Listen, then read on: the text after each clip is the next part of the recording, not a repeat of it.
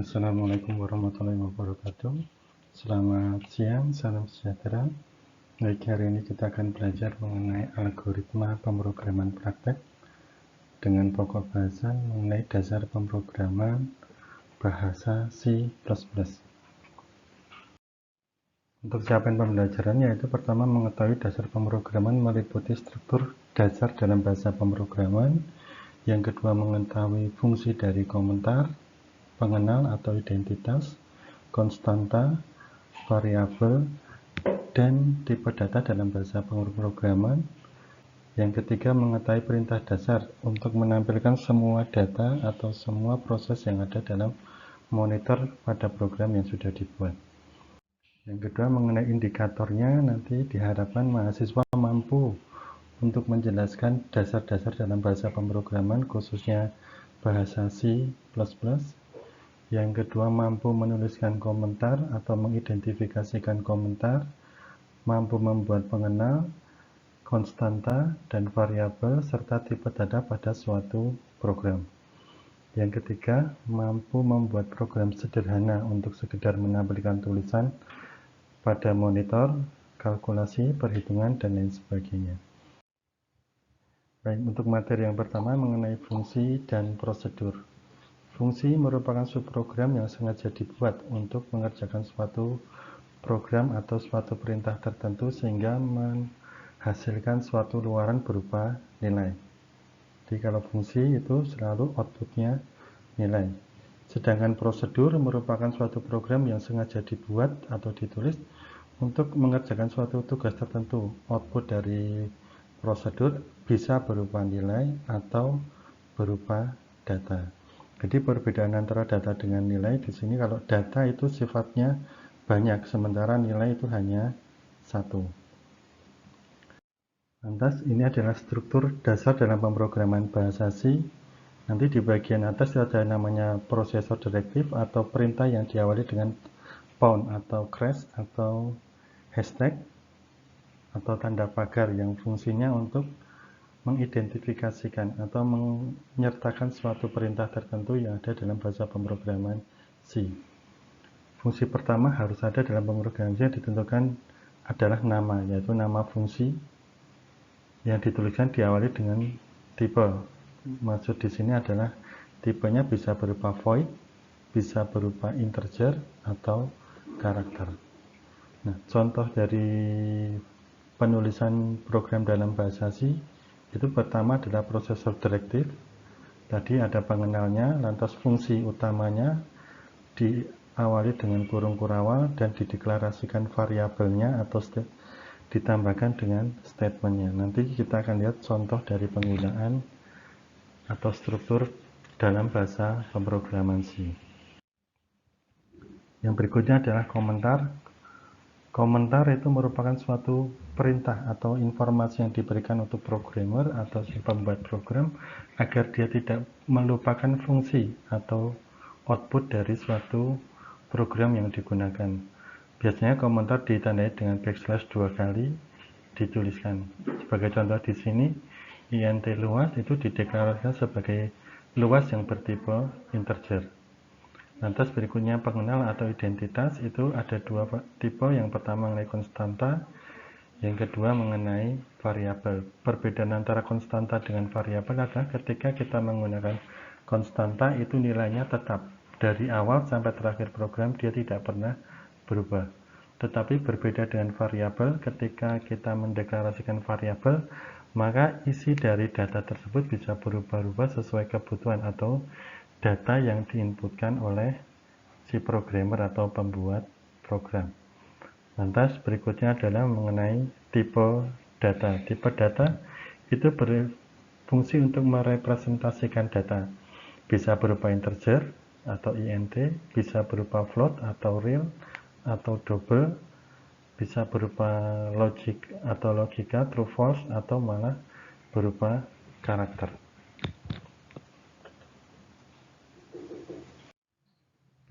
Untuk lebih jelasnya nanti kita akan melihat program yang akan kita buat menggunakan code block. Jika kalian sudah menginstal code block, maka ini adalah tampilan awal dari code block yang Anda install. Ini tampilannya. Di bagian atas itu ada file dan lain sebagainya. Lantas ada palet yang berfungsi untuk menentukan perintah atau fungsi apa saja yang akan kita jalankan. Untuk memulai project baru, silahkan diklik File, New Project. Nanti akan keluar for template, New Form Template. Nah, pilih yang konsol. Setelah selesai konsol, klik Go, dia akan keluar konsol. Ada dua bahasa pemrograman yang bisa digunakan. Yang pertama menggunakan bahasa C, yang kedua menggunakan bahasa C++.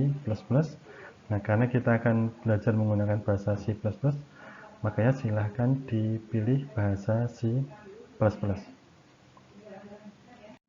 Lantas yang berikutnya lagi, menentukan nama project. Nama project bisa ditentukan pada project title sama project name. Silahkan diisi sesuai dengan fungsi dari program yang Anda buat. Lantas yang berikutnya menentukan folder di mana project akan disimpan. Setelah berikutnya tekan tombol next, pilih GNU GCC compiler untuk menentukan compilernya, kemudian tekan tombol finish. Jika Anda sudah menyelesaikan tombol finish, maka secara default ditentukan program tampilan seperti ini. Nah, ini tadi yang saya bilang di awal tadi, yang di bagian atas itu merupakan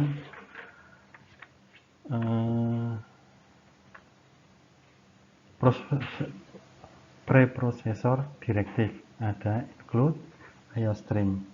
Lantas itu namespace-nya standar. Ini tadi yang berikutnya mengenai fungsi. Di sini int main, lantas ada kurung kurawal, ada cout, hello world, endline, return 0. Jadi cout di sini fungsinya untuk menampilkan tulisan dalam layar monitor. Endline di bagian belakang ini menentukan perintah untuk menurunkan satu enter atau satu paragraf, satu enter ya, bukan satu itu. Lantas yang berikutnya, silahkan coba dibuat program untuk menuliskan cout, selamat datang di UTY, endline, cout, Universitas Teknologi Yogyakarta, dan jalankan program. Nah, dalam menjalankan program ada 3 file yang bisa Anda gunakan. Ketika program baru dijalankan pertama kali menggunakan tombol hijau besar itu, maka program yang dikompil adalah yang pertama. Lantas yang hijau kecil itu adalah untuk menentukan build, mengganti program dengan program yang baru saja dibuat. Satu lagi yang berwarna merah itu untuk debug. Debug di sini fungsinya untuk ngecek apakah program yang kita buat sudah benar atau salah. Caranya bagaimana? Tinggal pilih objek di nomor berapa, tekan F8 atau F9 untuk menjalankan program per baris. Ini adalah satu contoh penggunaan string. Kita tinggal memasukkan selamat datang di UTY, Universitas Teknologi.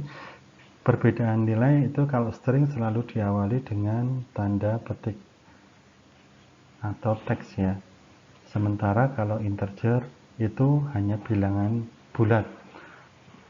Kalau real itu bilangan pecahan atau desimal. Baik, ini untuk program pertama, nanti silahkan dicoba. Selanjutnya kita akan mencoba program kedua, pengenalan variabel atau penggunaan variabel di dalam pemrograman. Nah, di dalam pemrograman tadi di awal sudah ditentukan bahwa ada pengenal yang berupa variabel atau konstanta. Bedanya kalau variabel nilainya bisa dimasukkan kapan saja ketika program tadi dibuat. Sebagai contoh di sini, saya mendeklarasikan integer panjang, integer lebar, sama integer luas. Integer panjang saya masukkan dengan nilai 5, sementara integer lebar saya masukkan dengan nilai 2. Luas itu adalah hasil perkalian dari panjang kali lebar. Untuk melihat hasilnya, di sini juga dikeluarkan cout panjang bidang adalah ambil nilai variabel dalam integer panjang BCG. Lantas Cout menentukan tulisan baru, lebar bidang adalah ambil tulisan dari lebar. Sementara menghitung luas adalah panjang kali lebar, sehingga luas adalah variabel panjang dikalikan variabel lebar. Lantas di sini keluar Cout luas adalah hasil dari perkalian panjang dan lebar. Sebagai contoh, ini ada satu bidang hitam, itu merupakan hasil dari perkalian atau hasil dari program yang sudah dibuat. Terus nanti kalau kalian mau mencoba untuk menggunakan konstanta, Anda bisa merubah variabel yang di sini panjangnya tidak usah ditulis, mungkin PJG-nya diganti dengan angka tertentu. Terus berikutnya juga itu contoh konstanta, itu harusnya yang di sini pi-nya 3,15 tidak dituliskan di bagian deklarasi di awal.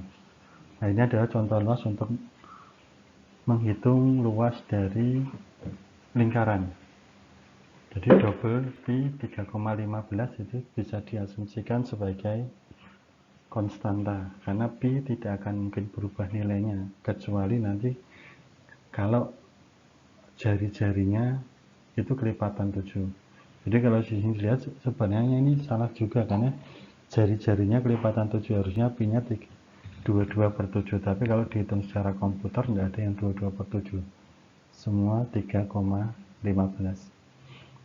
Baik, ini contoh berikutnya. Jadi Anda tinggal menentukan berapa panjangnya, berapa lebarnya. Contoh di sini jari-jari 7, luas lingkaran adalah pi r kuadrat, makanya pi dikali jari-jari dikali jari-jari. Dengan di bagian bawah untuk menentukan output dari program. Dan di bagian hitam ini adalah hasil dari program yang sudah dibuat. Terus yang berikutnya lagi, membuat data entry atau membuat form inputan sederhana. Contoh di sini kita harus menambahkan perspektif direktifnya dengan include konioha, lantas mendeklarasikan variabel nama dengan tipe data string, alamat dengan tipe data string. Contoh di sini cout tadi fungsinya untuk menampilkan data di dalam layar monitor, sementara cin itu fungsinya untuk mengambil nilai yang dimasukkan pengguna yang tertulis di dalam monitor. Contoh di sini nama entry data nama akan disimpan dalam variabel nama, sementara untuk alamat akan disimpan di dalam variabel alamat.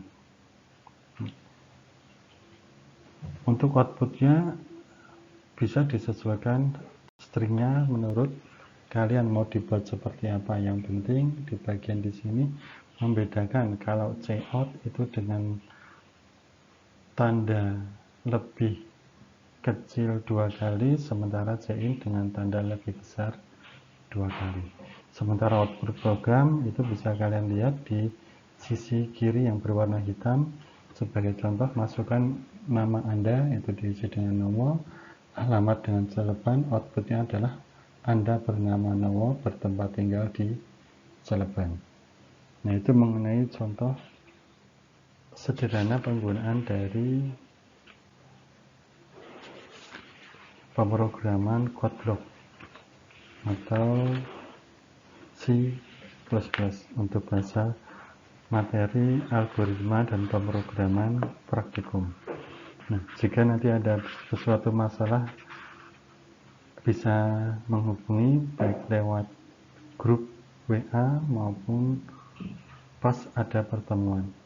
Baik, demikian mungkin materi yang bisa saya sampaikan. Terima kasih. Selamat sore. Assalamualaikum warahmatullahi wabarakatuh.